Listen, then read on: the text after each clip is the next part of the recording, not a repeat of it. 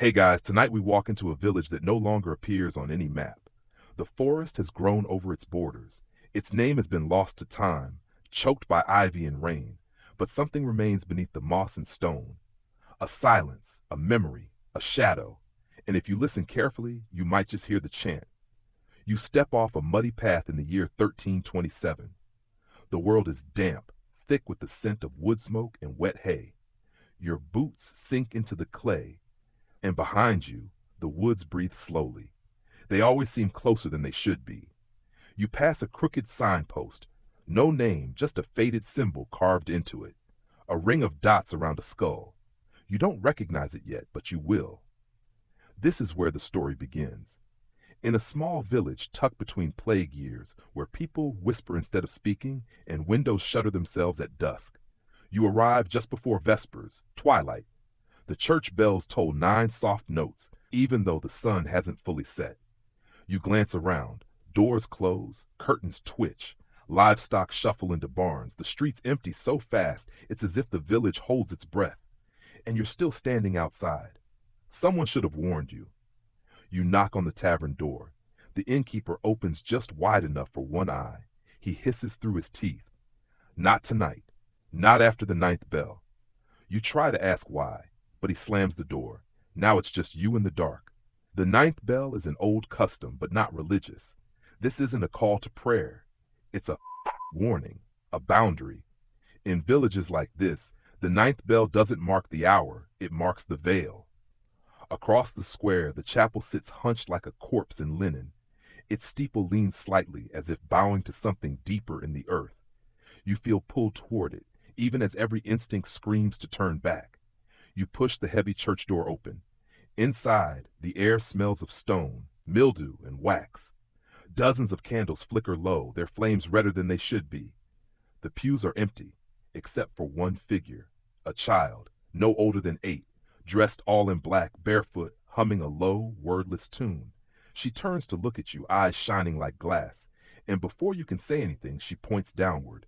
You follow her gesture to the floor beneath the altar. Carved into the stone is a spiral of bones.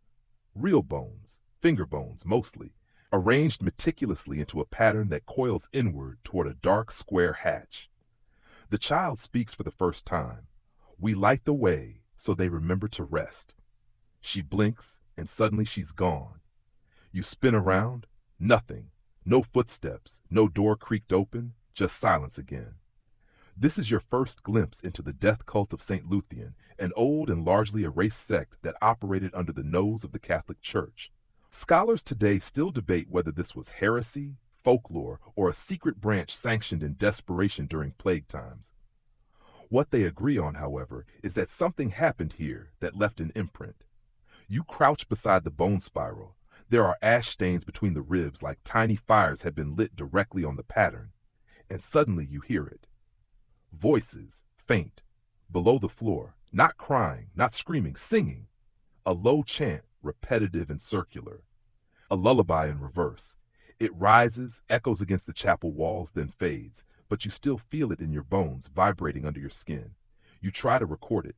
Pull out your phone, an anachronism in this place, but it won't power on.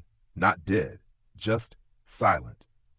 You sit in a pew, trying to slow your breath. The air is getting colder.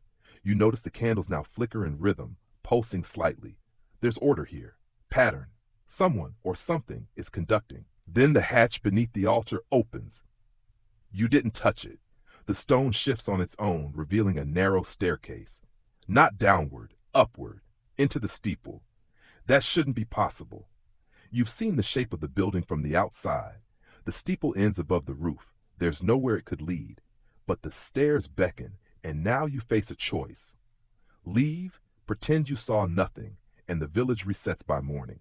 No one will speak of it. You'll forget, or climb the stairs. You already know what you'll do. Each step creaks under your foot, yet feels impossibly solid. Time seems to bend. The light dims the higher you go. The chant grows louder, though it's not below you anymore. It's within. At the top, a wooden door, old, scarred, burned, and something carved into it. We eat not flesh, we feast on memory. You open it. Inside is a single room, lined with skulls, hundreds, maybe thousands, pressed into the walls like bricks. At the center, a stone basin filled with wax, hair, teeth, and something pulsing faintly beneath the surface. The air smells of cloves and rot. A figure steps from the shadows, robed, face veiled in moth cloth. They speak without moving. Tonight you witness, tomorrow you choose. The door slams behind you, and the ninth bell tolls again, even though it already rang, even though it's not connected to anything anymore. And that's when you understand, this cult didn't worship death. It curated it.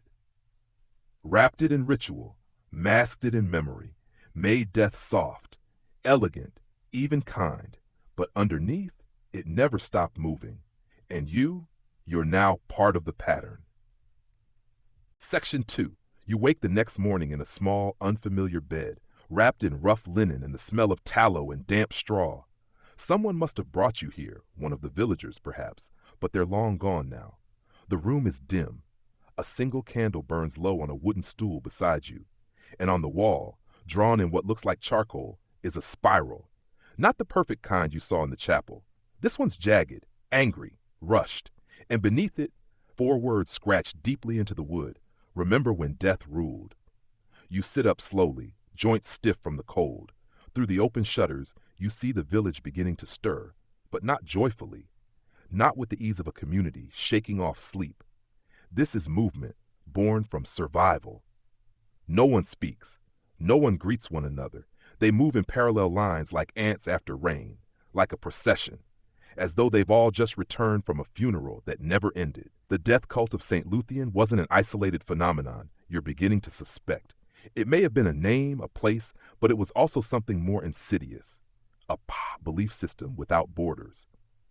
And to understand how it took root, you need to step backward, before spirals, before the bells, before even the church had a foothold. You need to go to the moment when death became divine. The medieval world was shaped by 2 constants, faith and fear. But fear was older, and when the old gods began to die, replaced by saints and Latin scripture, something had to fill the void they left behind. That void, more often than not, was filled by death itself. Picture the year 541 CE. The plague of Justinian hits Constantinople. Entire neighborhoods are wiped out. Bodies pile in the streets. Bishop Theodore writes that no burial could suffice, for the dead multiplied like a second tide. Children played beside carts of corpses. Dogs and rats grew fat.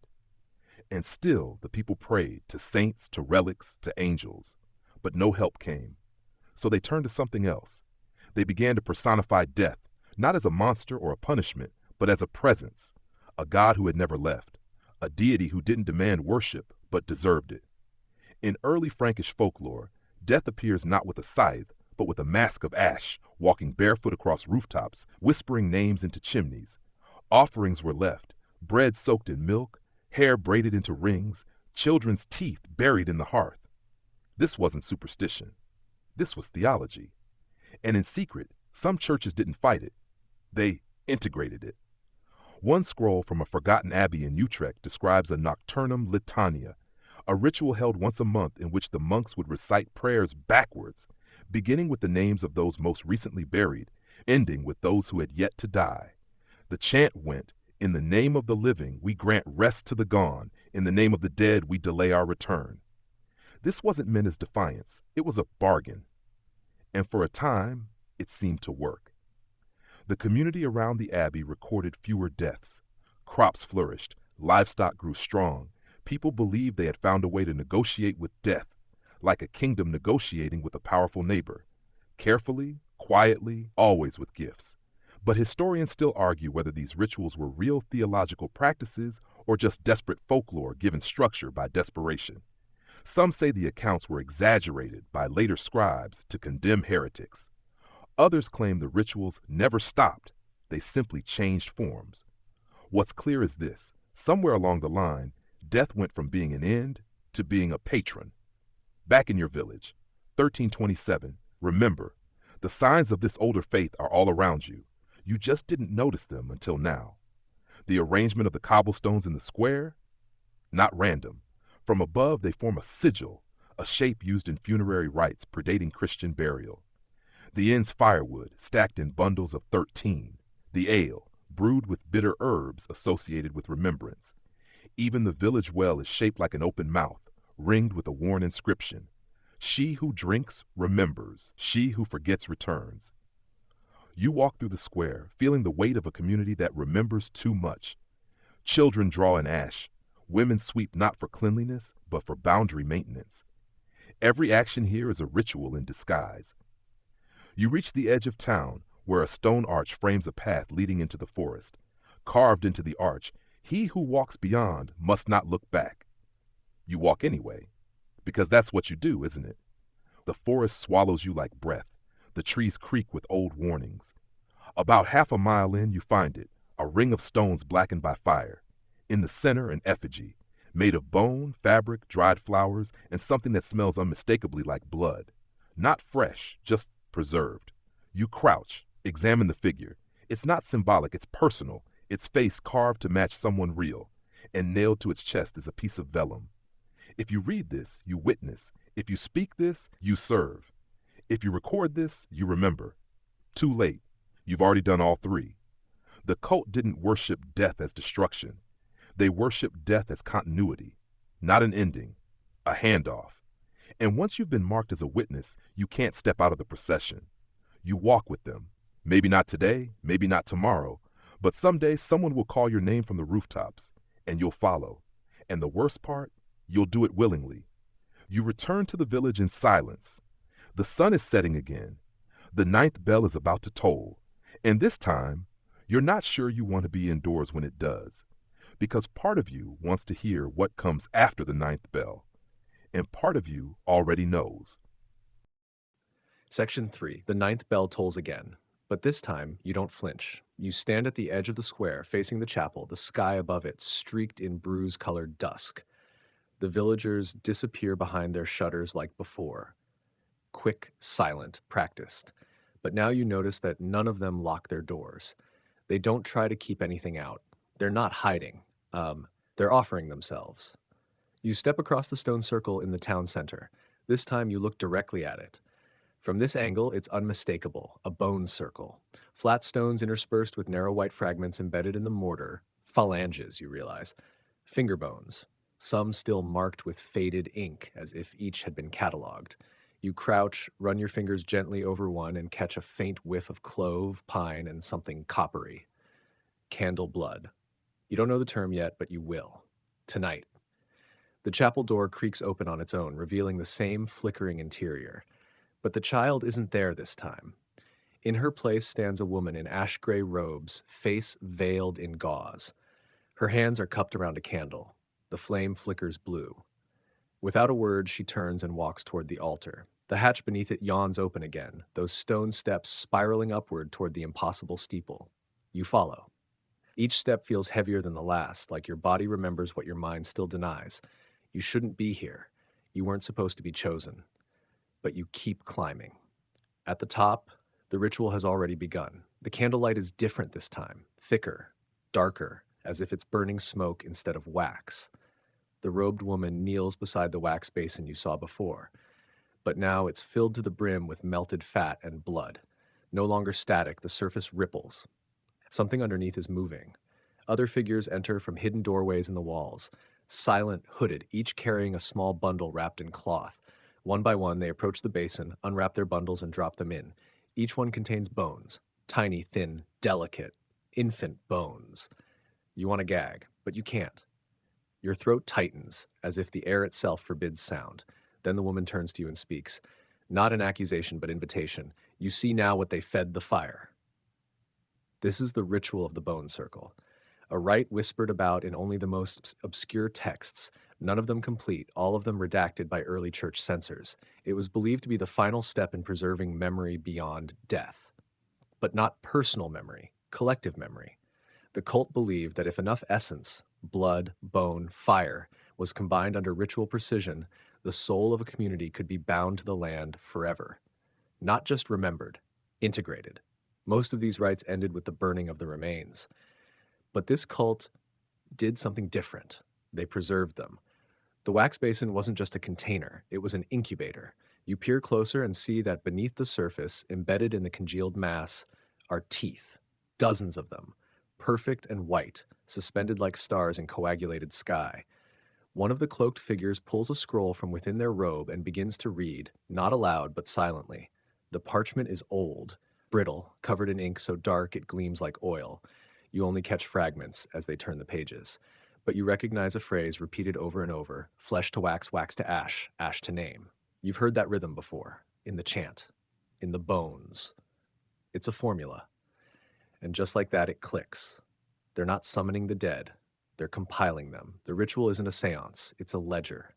Each bone added, each word spoken, seals another memory into the network. A library built from the literal dead. You suddenly understand the purpose of the spiral beneath the altar. It wasn't a trap, it was a vault. Every name, every grief, every unspoken truth preserved in candle blood. And then the candlelight shifts. The blue flame rises slightly, and in the ripples of wax you see a face, not yours, not anyone present. A child, eyes wide in terror, mouth open as if to scream, and then it's gone. You stagger back, dizzy. Your stomach churns. The woman speaks again. Some must carry, others must remember, few must endure. You try to respond, ask why. But before the words reach your lips, a cold, wet cloth is pressed against your mouth from behind. Darkness falls. You wake later, naked, covered in fine ash in the center of the village square. Around you, silent villagers stand in a perfect circle. Each holds a lit candle. No flames flicker. No wind moves. One voice speaks from behind you. 3 drops fell. You carry them now. You turn, but there's no one there. Just the bone circle. And now, at its center, carved freshly into the stone, your own name. You don't remember giving it to anyone. You don't remember saying it aloud. And that's when you realize the truth. The ritual began the moment you saw the first spiral. Everything since then, walking into the village, touching the bones, entering the steeple, was participation. You thought you were investigating the cult, but you were joining it.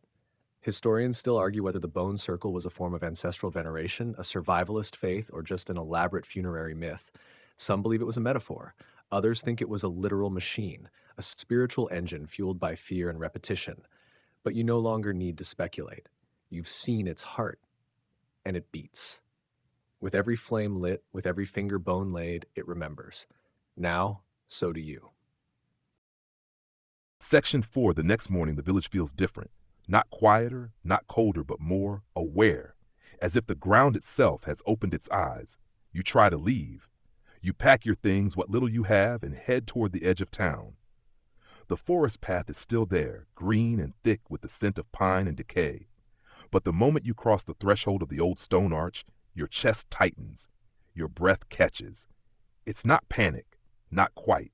It's resistance. Like 2 magnets repelling each other. You try again, same result.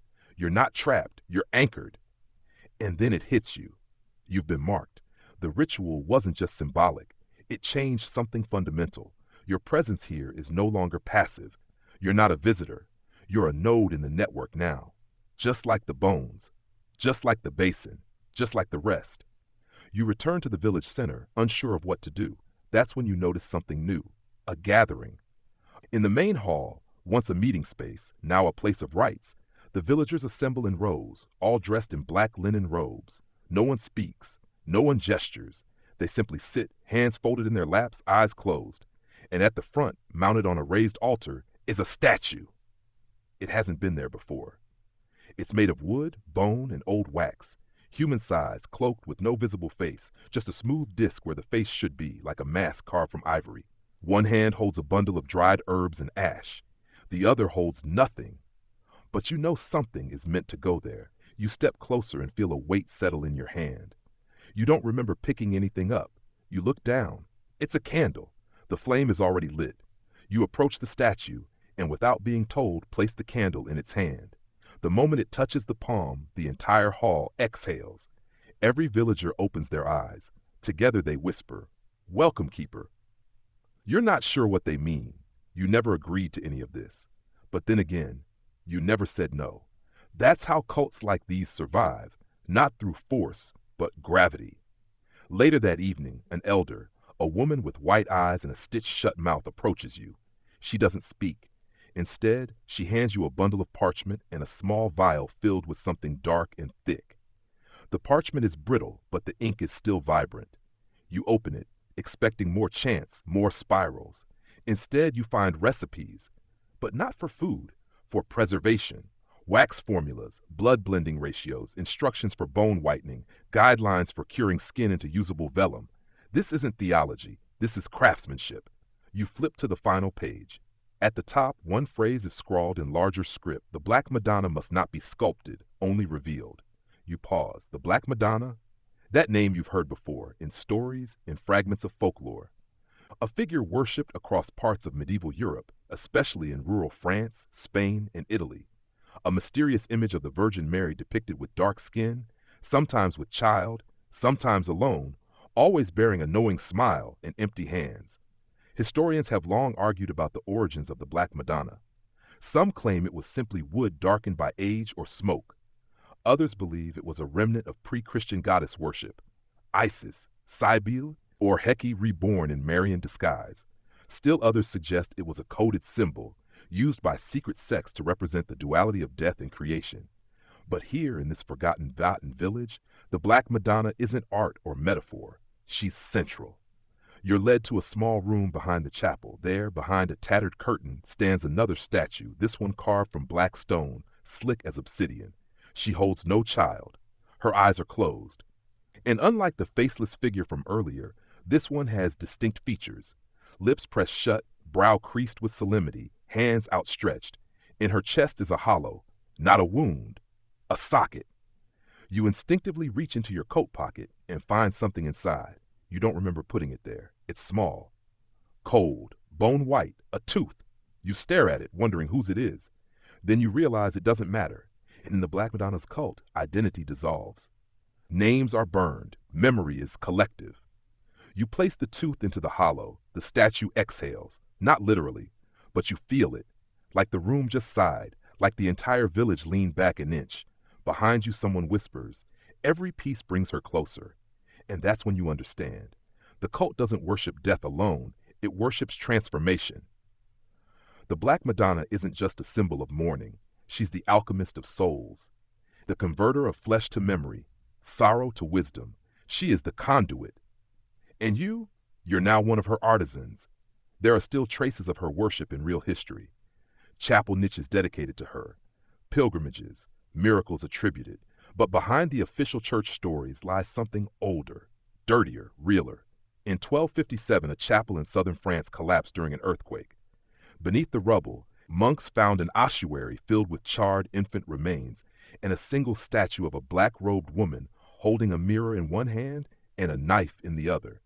The event was never reported in papal records, but a traveler's journal from that year refers cryptically to the Mother of No Light who gives without pain. The cult here, in this village, seems to be a splinter of that old path, a survival of forgotten theology.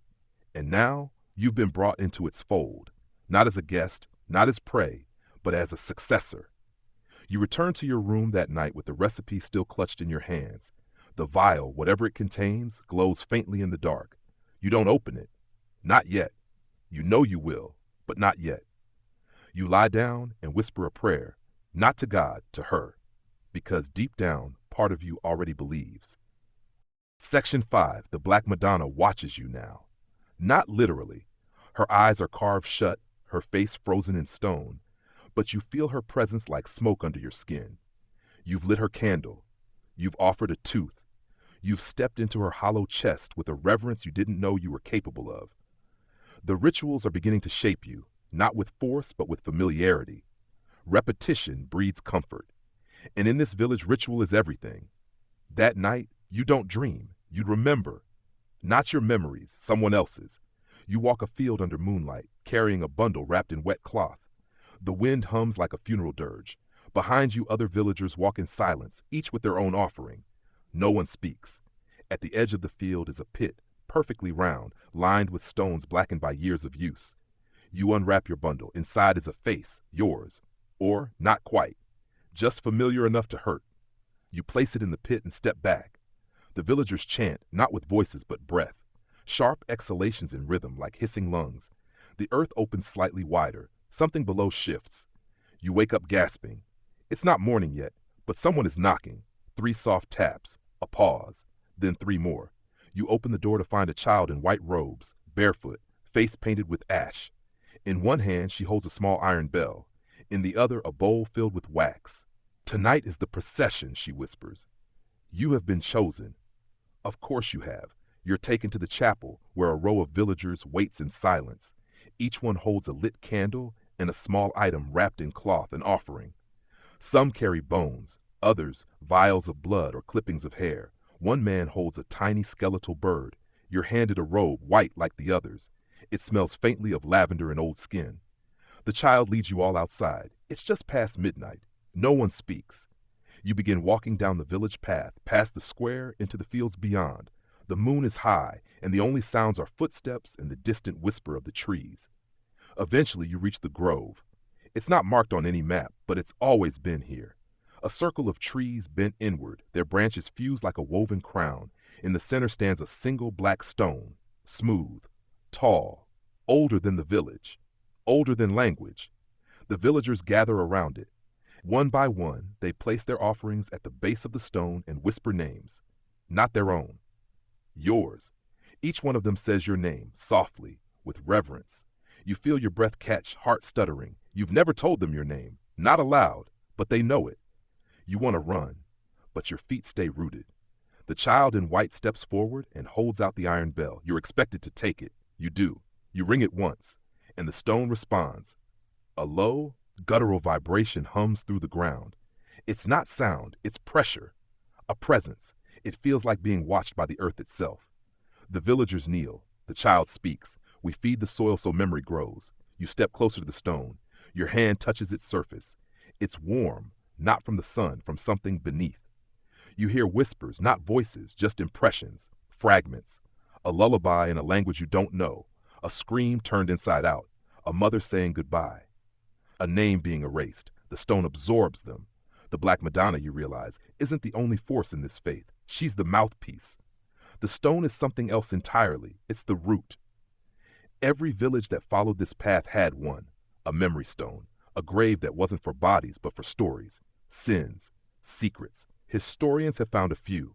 Buried deep, never marked. Always surrounded by strange artifacts. Bone tools, charred wood, and melted wax. They called them folk altars, dismissing them as remnants of peasant superstition. But they weren't altars. They were servers. Data cores for the collective soul. And now you're uploading. You place your hand against the stone again, and this time, something leaves you. Not a thought, not a memory, just a presence. A weight you didn't know you carried. And for one perfect second, you feel light.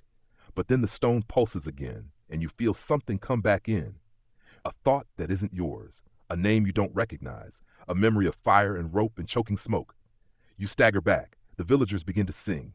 Not words, just tones. Low, open vowels drawn out in perfect harmony. The song feels ancient, dissonant, comforting, and horrifying all at once. It ends. The procession is over, but before you return to the village, one last rite remains. The child hands you a piece of bark, smooth and freshly peeled. On it in ink so black it gleams is a symbol, a spiral, but not like the others. This one curls inward and then branches out like veins or roots. She speaks her final words. Plant it beneath your bed or beneath your tongue. The Black Madonna will know. And she walks away. You return to your room. You stare at the bark for hours, unsure what to do. Eventually, you slip it under the floorboards. You don't sleep. You wait. You wait for the next bell, the next child, the next offering. You wait because you know this isn't the end. This is initiation. And the real memory work hasn't even started yet. Section 6. You don't know what time it is. There are no clocks in the village. No roosters crow. No church bells chime anymore. Time here isn't measured in hours or days. It's measured in phases, in rituals, in what the villagers call the rememberings. And your first remembering begins before the sun has risen. A knock at your door, just one this time. You open it to find a parchment scroll tucked inside a bone ring. The ring is too smooth, too symmetrical to be an accident. It was made, worn down, passed on.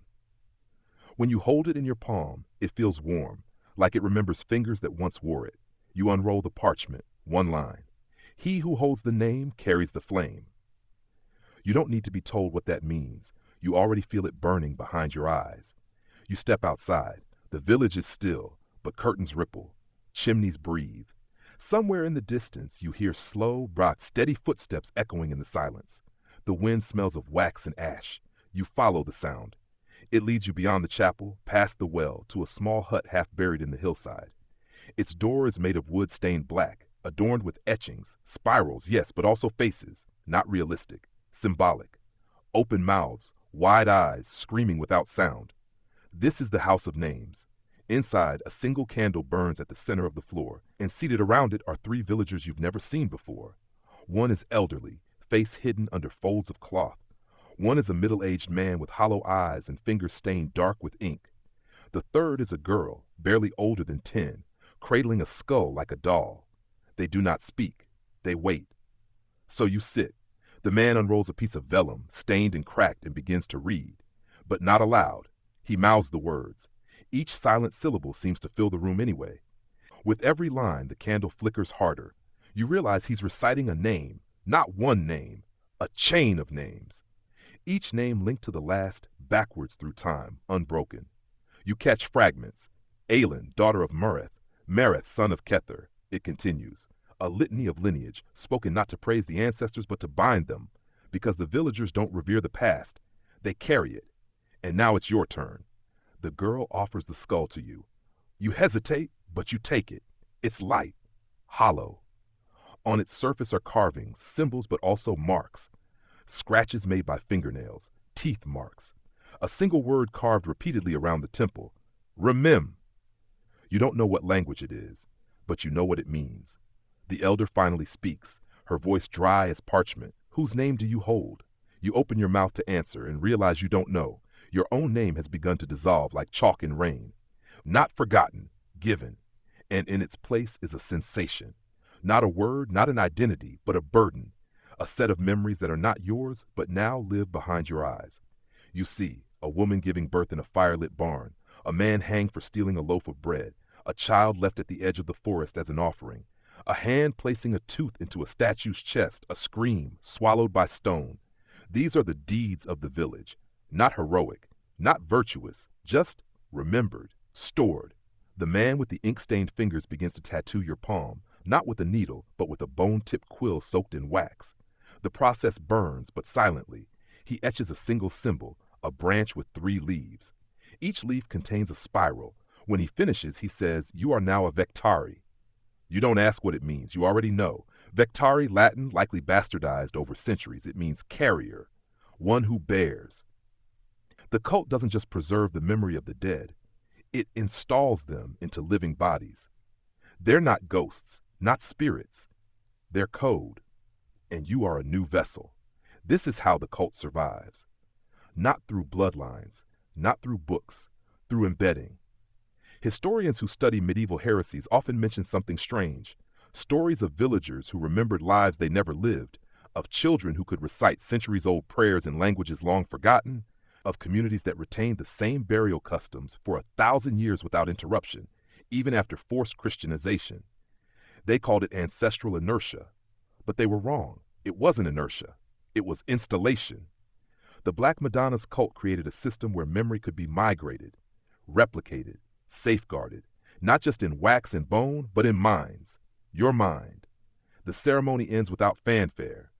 You return to the village square, dazed. The symbols on your palm pulse faintly in the cold air, and then you see it. The chapel's spiral beneath the altar is changing. What was once bone white is now streaked with black ash, forming a new branch outward, a new spiral yours. You've been integrated into the network. You're not a visitor anymore. You're in the archive, and you begin to understand the scale. This isn't just one village. There are others, scattered across Europe, hidden in forests, valleys, abandoned monasteries, each with its own stone, its own Black Madonna, its own Vectari. The cult isn't extinct, it's distributed. And you're now one of its terminals. Section 7, you begin to feel the weight of them now. Those memories not your own. They bleed into everything. Your dreams, your thoughts, even the way you walk. Your footsteps echo differently on the stone, like you're out of sync with yourself. You turn a corner and pause. Did you pass this alley before? Or was it someone else, someone whose memories you now carry, walking this same path 100 years ago, chased by smoke and fear. The line blurs more with each hour. That's the cost of being vectari. You learn that word lingers in records. The church used it once in an inquisitorial trial in 1329. A man named Brother Aloysius of Tours testified that those infected with the black devotion called themselves vectari, carriers of the ash oath. Most historians dismiss the claim as exaggeration or symbolic language from someone broken by torture. But you know better. The oath is real, and now it lives under your skin. You're called to the House of Names again that evening. The same elder, same girl, same ink-stained man. But this time a fourth figure waits beside the candle. She's younger than the rest, face half burned, one eye glassy and unmoving. Her hands are wrapped in linen, each finger bound with red twine. She's the archive binder. She speaks your name, not aloud, but through the crackling of the fire. Somehow you understand. Tonight is your first binding. You sit across from her. The ritual begins with silence, not quiet, as in the absence of sound so complete you can hear your heartbeat slow. The candle between you flickers black. Yes, black. The flame no longer glows with light, but with memory. The woman opens a small box and removes 3 objects, a jawbone, a vial of melted wax, and a strip of vellum, with writing so faint it vanishes unless held at a perfect angle. Each item belonged to a life, a person. You are going to receive their memory. No, not like reading a book. This isn't passive. You are going to become a server for their lived experience, and the binding will write it into you. The girl with the skull begins to hum a tone, a long, low vowel, one note held for minutes at a time. It reverberates through the bone floor and into your legs. You are not asked permission. You are simply presented with the vial of wax, the vellum, and the jaw. You take them. First, the wax. You drink it. It coats your mouth like oil, sweet and foul like burned honey. Second, the vellum. You burn it in the black flame and breathe in the smoke. It smells of ink and salt and something impossibly familiar. Last, the jawbone. You hold it to your forehead, and the memory pours in. You are no longer in your body. You are someone else. A midwife in 1281, delivering a stillborn child in the dead of winter. You feel the roughness of the wool blankets, the sharp sting of wind through the broken shutters, the look on the mother's face. Not grief, but relief. You know why. The child wasn't her husband's. And worse, it was born with teeth. The villagers would have burned her. So you bury the child in the snow and carve a spiral into the earth above. That memory stays with you even as you return. You feel it burned into your perception. You open your eyes. You are yourself again. Mostly. The elder offers you a new strip of vellum, blank. She gestures for you to write your own memory. But it cannot be yours. It must be one you now carry. You write about the child. When you finish, the girl takes the vellum, kisses it, and burns it. The smoke spirals upward, and the candle flickers white again. The binding is complete. You return to your room, but sleep won't come. Not yet. Because now, every shadow in the corners of your room feels like someone watching. Not malevolent, just curious. They want to see what kind of archive you'll become. Historians have long debated how certain medieval peasant communities developed such startling oral memory precision. Some villages passed down genealogies 12 generations deep, perfectly. Others knew the exact placement of bones buried in fields long since unmarked.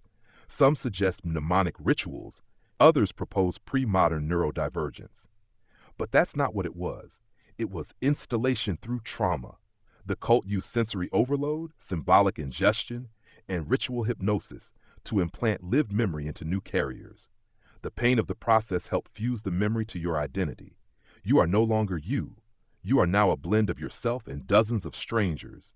And the more rituals you complete, the more blended you'll become. Later that week, you're brought to a new chamber beneath the chapel. It's called the listening room. No candles, no idols, just a long stone bench facing a wall covered in carvings. Thousands of tiny marks, barely more than scratches. They seem random until you lean closer. They're notations, not letters, but sounds. Each scratch is a pitch, a length, a pause, a primitive form of sound writing. The villagers call it the chorus. It is their oldest artifact. No one speaks in the listening room. They sing. You sit and the archive binder gestures for you to hum. You do. The pitch resonates with one of the scratches on the wall, and suddenly you hear a voice. A child's laughter, a scream, a plea for mercy, a hymn, a wordless lullaby. Each tone unlocks a different shard of memory embedded in the room itself. The entire chamber is a phonograph of pain, and it wants you to listen. You stay for hours. Each tone you match, each voice you unlock, teaches you something about the people whose memory you now preserve. Some were kind, some were cruel, all were real. You leave the listening room shaking, not because you're afraid, but because you can't remember if any of the voices you heard were yours. And that, you realize, is the final truth of the binding. You don't just carry memory, you become memory. Section 8. You can't stop hearing them now. The voices, faint, layered, always just behind the veil of your waking thoughts. You walk through the village square and hear snippets of conversations that never happened. You look into the reflection of the well water and see eyes that aren't yours. The cult of the Black Madonna doesn't simply preserve the past. It layers it over the present until the two are indistinguishable. This is how the Vectari lose themselves. Not all at once, but drip by drip. That morning, you're summoned again. Not to the House of Names this time, but to a place they call the Ash Library. It's not a library in the traditional sense. No books, no scrolls, no ink even. The entrance is a crevice carved into the rock beneath the hills, jagged and low. You have to crawl to enter. Inside, you find row after row of shelves lined with hundreds of jawbones, each marked with a single glyph. Some have gold teeth, others are cracked. Some are still stained with rot. These are the volumes. The custodian, a tall, bald man with a mask made of bark, leads you to a small stone table. He doesn't speak. Instead, he presents three objects: a shallow clay bowl filled with ash, a bone spoon, a wax tablet. You know what's expected. No one tells you. That's how it works now. You scoop a measure of ash into the bowl and stir it. The air thickens. You press a finger to the ash, then to your tongue, and suddenly, you're there. Not physically, mentally. Inside the mind of a woman being buried alive during a plague purge. You feel the coarse linen wrapping your mouth, the scratch of dirt hitting your cheeks, the dull throb of being forgotten. But you also feel something stranger. Calm. Because she volunteered. She believed the sickness wasn't a disease. It was a memory error passed between bodies, infecting the archive. She gave herself willingly to purge the glitch. The idea horrifies you, but it also makes sense. The Black Madonna's cult doesn't fear death. It curates it. You surface from the memory, gasping, sweating. The custodian hands you the wax tablet. You press your thumb into the soft surface, imprinting the sensation, not the memory itself, but the emotional weight of it. When you're done, he takes the tablet and places it into a shallow drawer lined with moss and salt. It's not preserved, it's processed. This is the true purpose of the Ash Library, not to store memories, but to digest them. Like a stomach, like a hive. Each Vectari is a neuron in a larger mind. Each ritual is a neural spark. And now, you realize why the cult must remain hidden. If outsiders knew what this system really was, a living, breathing organism of collective human experience, they wouldn't fear it for its superstition. They'd covet it. In the 15th century, a traveling mystic named Huldrych of Meissen described a secret order in the Tyrolean Alps that harvested memory from bone and ash and spoke in chords rather than tongues. His writings were dismissed as apocryphal. But now you wonder, was he describing another node? Was the Black Madonna cult bigger than anyone ever imagined? That evening, the villagers gather for another rite. This one is called the Echo Feast. It's not a meal. It's a memory consumption ritual. A long table is set in the square, covered not in food, but in symbols. Clay plates filled with ash, bone dust, wax shavings, pieces of broken masks. The Vectari sit in silence. Each is given a small, warm stone wrapped in linen. One by one, they press the stone to their sternum and begin to hum. Deep, resonant, slow. The sound echoes between the houses, through the fields, through you. Your stone begins to vibrate, and then you hear it. Voices again. But this time, more layered than ever before. Not just a few. Thousands. A chorus of every person ever remembered by the village. It's deafening, but not painful. It's like being hugged by a crowd of ghosts. One voice rises above the others. A man, gentle, familiar. Do you remember who you were before? You open your mouth to answer, but you don't know. You think back. Your name, your old life, your reason for coming to this place. All of it is fog. This is how it happens, you realize. You don't lose your identity all at once. You donate it. Memory by memory, piece by piece, you give yourself away until only the archive remains. And you are grateful. That's the most frightening part. You rise from the table and walk through the village square. The spiral at its center glows faintly now, visible only to those who've been initiated. Its arms are longer, broader, reaching. They reflect you. You're inside the system now, a living node, an organ in a body centuries old. You lie down that night not as yourself, but as us. And you sleep peacefully for the first time in weeks, because now you understand your role, not a priest, not a follower, not a victim. You are a vessel, a chalice for everything forgotten, and soon you'll begin your first collection. Section 9. It begins with a name, scrawled in chalk on your door before dawn. 3 syllables you've never seen before, Melora Vethrin, written in spirals so precise they make your eyes ache to look at. The lines aren't merely curved, they coil, like a living thing trying to burrow into your mind. This is your first collection assignment. The archive doesn't just hold memory, it seeks it, gathers it, harvests it. You've become a Vectari. Now it's your turn to reach into the world and pull someone forgotten into the fold, Melora Vethrin. No one explains who she was, where to find her, or why her memory has surfaced now. But you already understand. The cult doesn't give answers. It gives tasks. The answers come after, if at all. You're handed a pouch containing a coil of wax thread, a vial of soot ink, a thin blade wrapped in black linen, and a slip of vellum with a spiral inked faintly in blood. There's no map, only instinct. You leave the village before the sun climbs too high, and for the first time in what feels like years, you step outside the network's boundary. The air out here feels sterile, not dead, but disconnected, like you've stepped out of a dream and into the cold mechanics of real time. You walk, hours pass. The land flattens into a vast moor. Birds circle overhead. A crow lands at your feet and stares. You stare back. Then it flies toward a copse of black trees at the edge of the horizon. You follow. Inside the woods, you find a ruined hut, half swallowed by moss, old, silent. When you step inside, the scent of dried roses and mildew hits you so hard it steals your breath. This was her place. You know it immediately. You find signs, scorched symbols etched into the beams, wax rivulets pooled at the edges of the floorboards, and in the center, a chair carved from you facing a cracked mirror. You sit, you wait. The light shifts. The mirror flickers. And then you see her.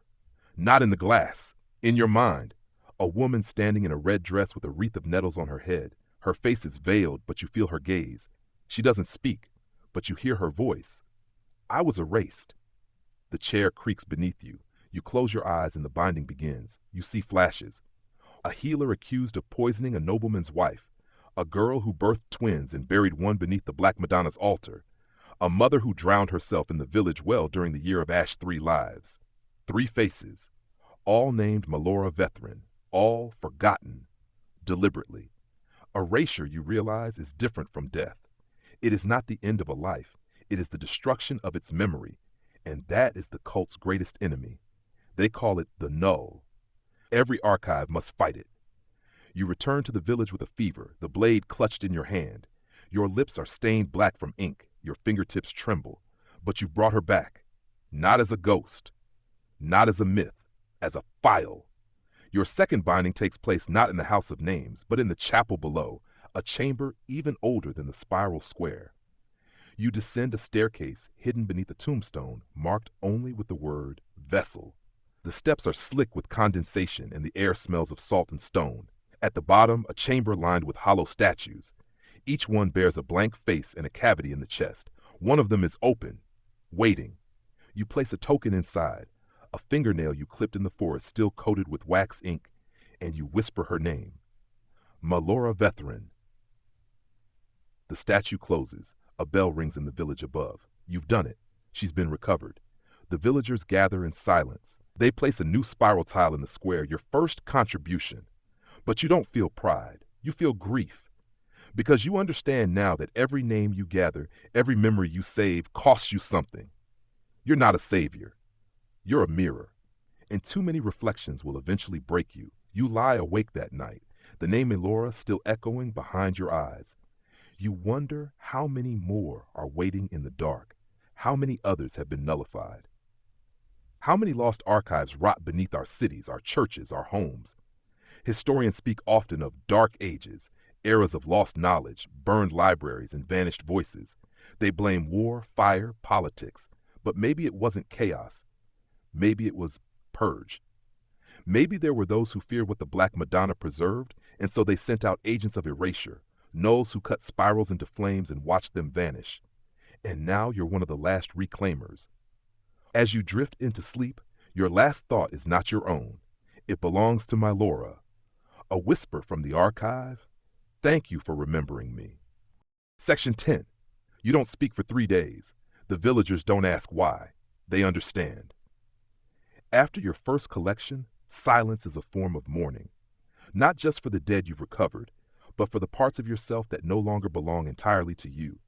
Every name remembered is a name written somewhere inside your skull. Each memory, a notch carved into the vault of your mind. On the 4th day, a new task arrives, not written, not whispered, but dreamed. You wake with soil under your fingernails. You don't remember digging, but the ache in your arms tells you the act was real. So does the spiral-shaped bruise blooming across your collarbone. That symbol, branded into your skin by the mind of the archive, means only one thing: excavation. The cult's rituals preserve memory, yes, but sometimes the past tries to bury itself. That's when the Vecteri dig. You're guided by instinct, by hallucination, by something else, to a stretch of woods behind the northern hills, where the trees thin into a wind-swept meadow. The ground feels tense, taut as if the land is holding its breath. You kneel, you begin to dig. You use only your hands. That's the rule. No shovels, no tools. To touch the archive's buried pieces with metal would wake it wrong, as the villagers say. You don't ask what that means. You dig until your fingers bleed. 6 inches down, you find it. A jawbone, smaller than the others, infant-sized, wrapped in silk blackened by time and rot. Beneath it, a doll's head carved from wood, mouth sealed shut with twine. You know immediately what this is. Not a toy, a container. A symbol meant to trap memory, silence it. You've seen one before in the Ash Library's restricted vault. These dolls are used in memory burials, illegal ones. You pull the jawbone free and feel the air around you shift. It grows colder, quieter. The wind stops. Even the insects fall silent. You cradle the jawbone gently, whispering whatever lullaby comes to your lips.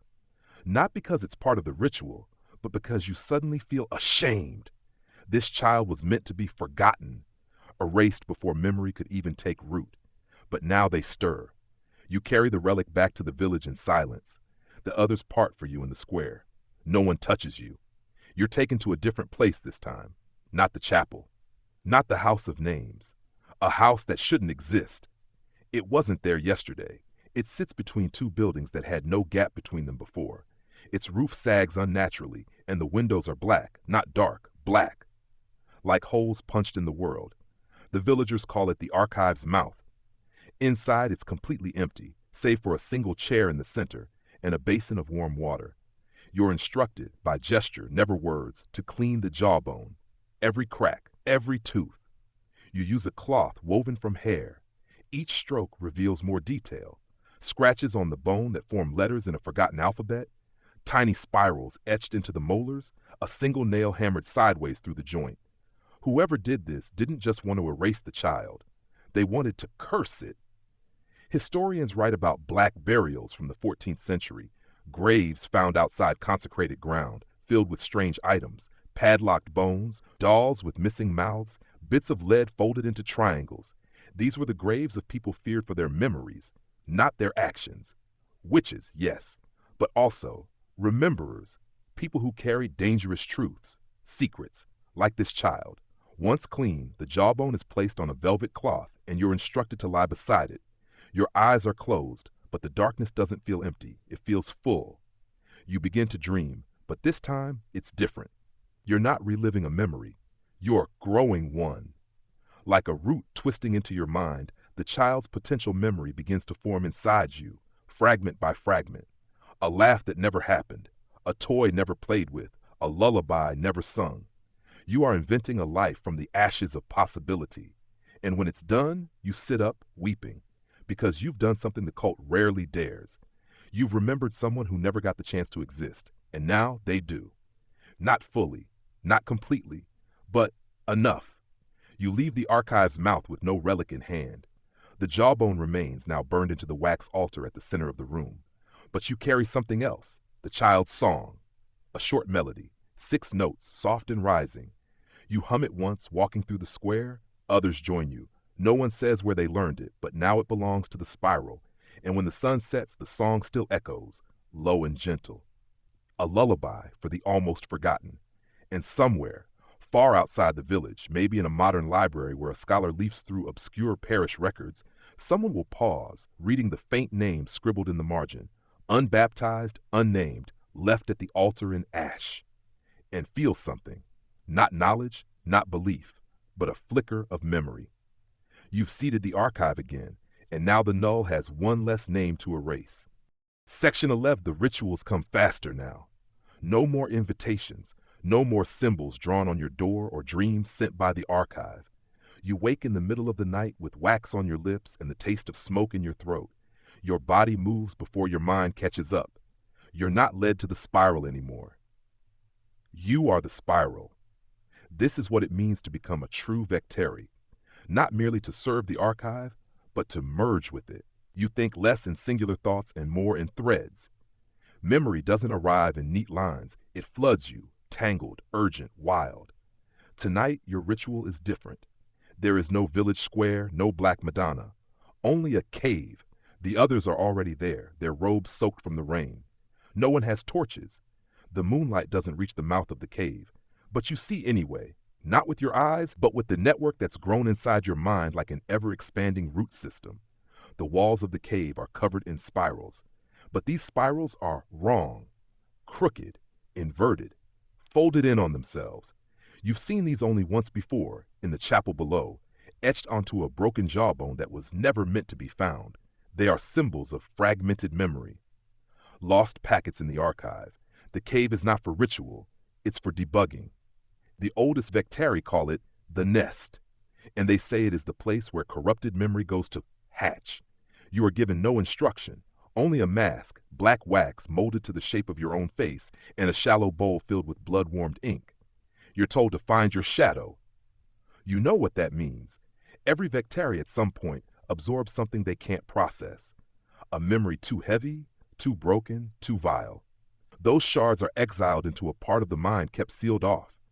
The nest is where they go to wake. You walk into the cave alone. The walls narrow, the spirals pulse.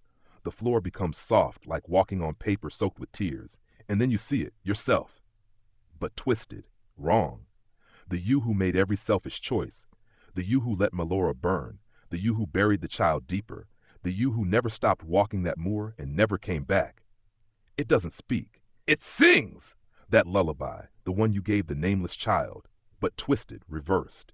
6 notes, falling instead of rising. You fall to your knees. Because you understand, the archive doesn't just store memory, it stores the weight of it, and your shadow is your checksum. The cult's greatest secret isn't the rituals, it's the fact that no Vectari is ever pure. All of you are mirrors of errors. The blood ink in your bowl begins to steam. You dip your fingers into it and start writing on the cave wall. Not spirals this time, straight lines, hard slashes, fragmented glyphs. You are writing your corruption log, and the cave reads it. The walls pulse once, then silence. You turn to your shadow and press the mask to its face. It vanishes, and now the memory that once fragmented you integrates. Historians sometimes talk about archival hallucinations, experienced by chroniclers who worked too long with medieval necrologies, lists of the dead maintained over centuries. They describe shared dreams, mass amnesia, even brief seizures after handling certain scrolls. They dismiss these cases as stress, trauma, perhaps mold. But you know better. Those archives were infected. Not by unbound spirals, memory packets trying to reattach to a host, like you. When you return to the village, the spiral square has changed again. The tile you placed for Mylora now pulses faintly with a second layer, a second spiral. You've become a recursion point, a memory nested within a memory. The villagers kneel as you pass, not in worship, but in alignment. You've been synchronized. You lie down that night with one last ritual left, the unveiling. You've heard whispers of it, spoken only by those with spirals etched into the whites of their eyes. The unveiling is when the archive stops speaking through you and begins speaking as you. Section 12. You don't remember falling asleep, but you remember the feeling of waking. Not like other mornings. There's no sun, no sound of wind against the window, no rustle of robes outside your door. Instead, the world wakes inside you, like someone turned on a light behind your eyes. A warm glow that grows hotter by the second. It isn't pain, not yet, but it's getting close.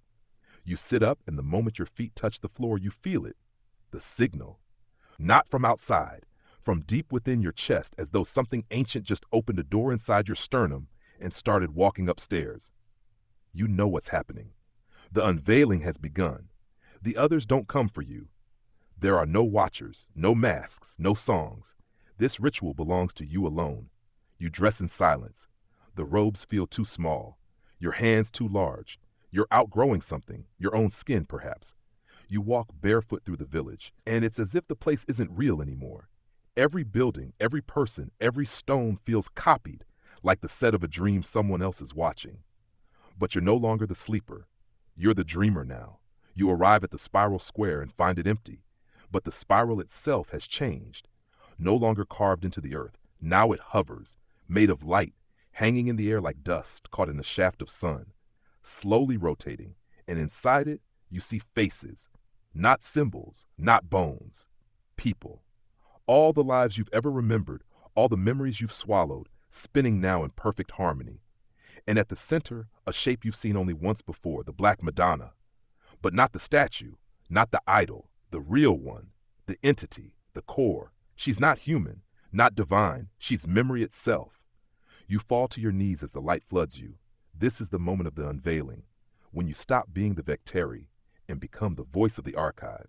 Your lips part, and for the first time in your life, you begin to speak in tongues not learned, but remembered. Words spill out, in Latin, in Old Occitan, in Basque, in dialects lost before ink touched vellum. You recite birth names, final words, recipes, murders, lullabies, heresies. You speak for the forgotten, you sing for the erased. It is not beautiful, it is terrifying, because even you don't know what you're saying. You are no longer driving the vessel. You are the mouthpiece.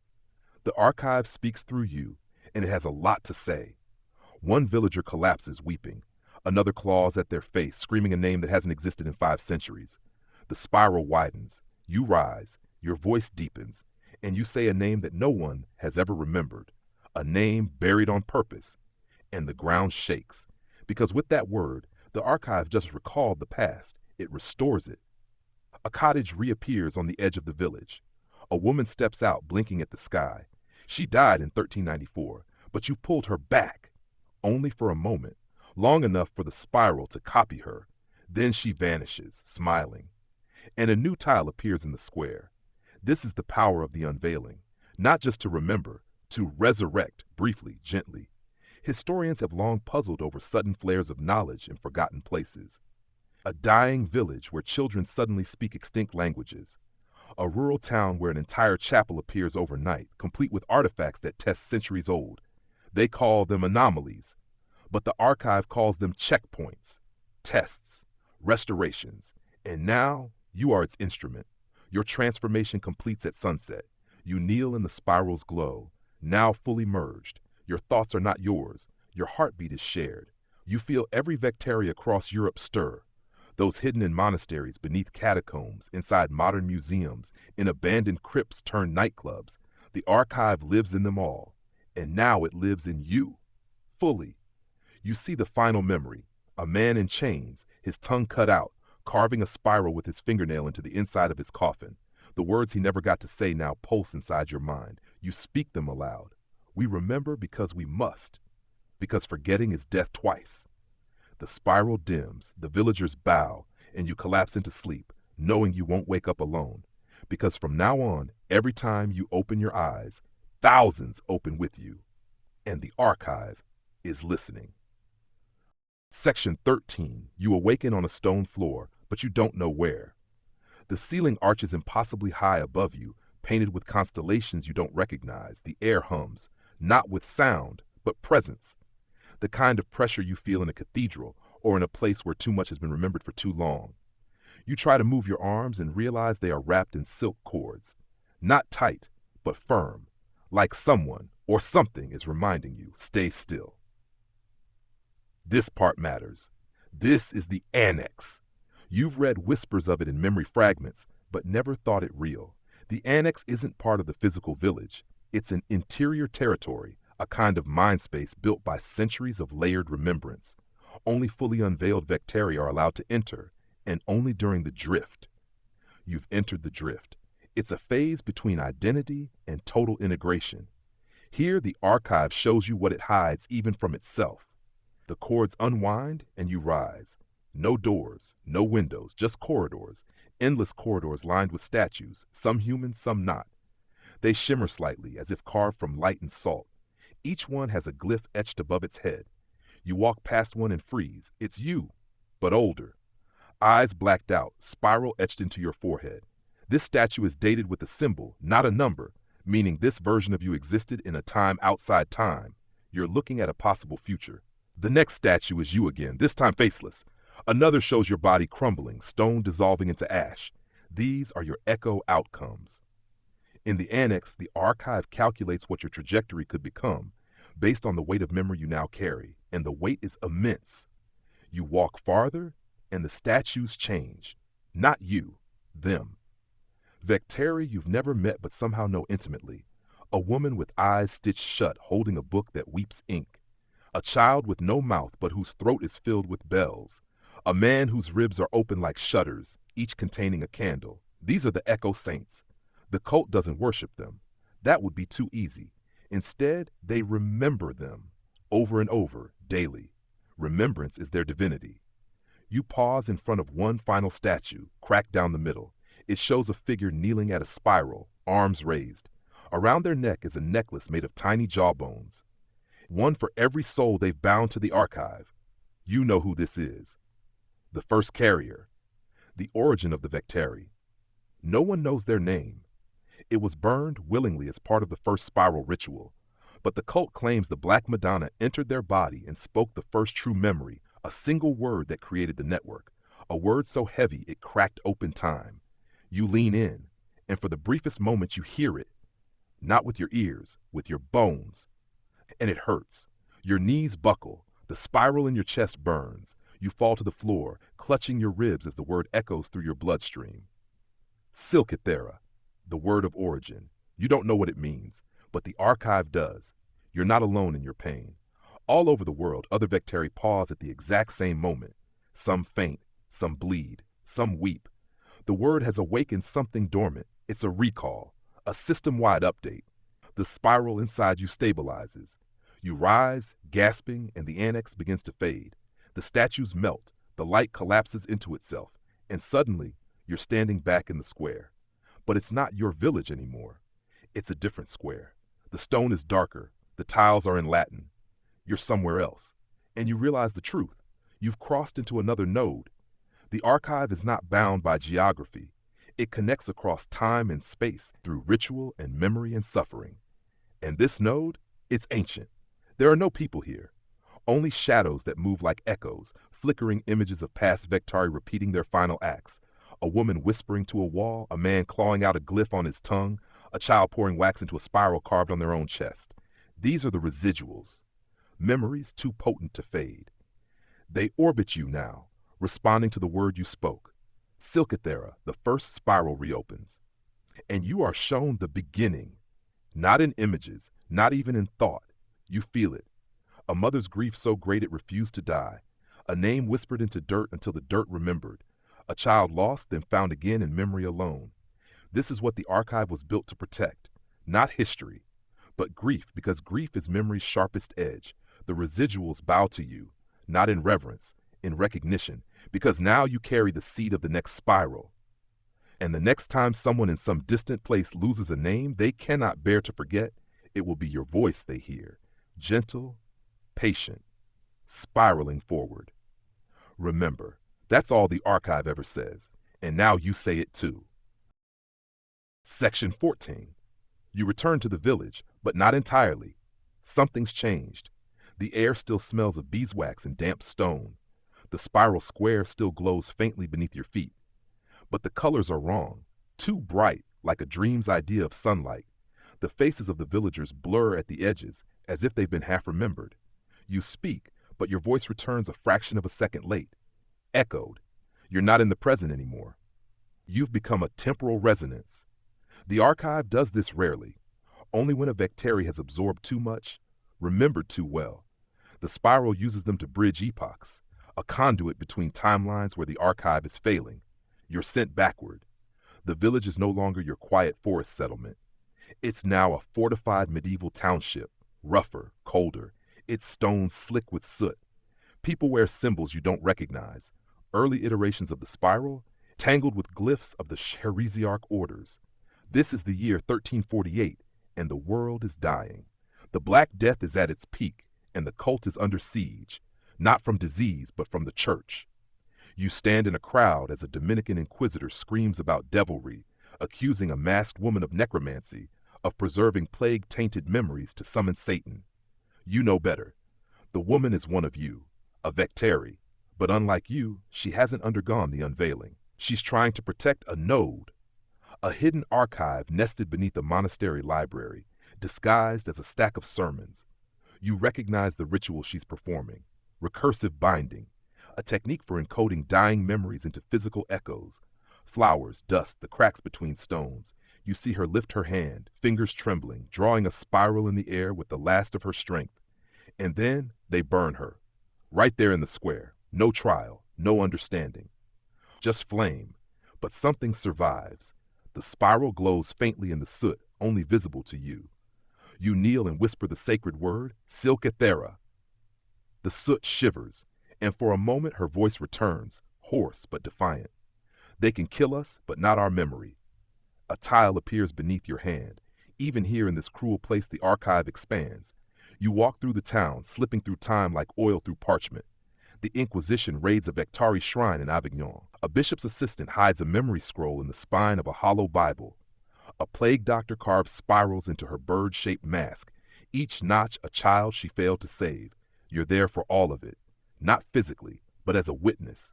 This is the purpose of resonance, not to interfere, to attend, to remember what no one else can. Historians have puzzled over strange, near-identical reports in records across Europe during this era. Mysterious figures seen moments before major fires, plagues, or acts of heresy. Cloaked, silent, always present at the moment. Something was forgotten. They called them omens. But they were Vectari like you. Echo anchors, sent to stabilize collapsing nodes. You reach your final moment in this resonance phase, standing in a crumbling abbey outside Lubeck. The building is empty, long abandoned, but you feel something pulsing in the floorboards. You kneel, you press your palm to the dust, and you hear a voice. Familiar. It's your own. Not from now, from before you were chosen, from a lifetime you forgot on purpose. You're hearing your first erased memory. A whisper, I don't want to forget you. And another voice responds, the Black Madonna's. Gentle, terrifying. You don't have to. I'll carry it for you.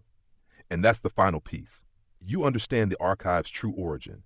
It was never about control, not about worship, not about power. It was an act of mercy, a system built to grieve for us so we wouldn't have to carry everything alone. So when the Inquisitors burned libraries, when plagues turned names into ash, when trauma made people forget even their own children, the spiral remembered. And now, so do you.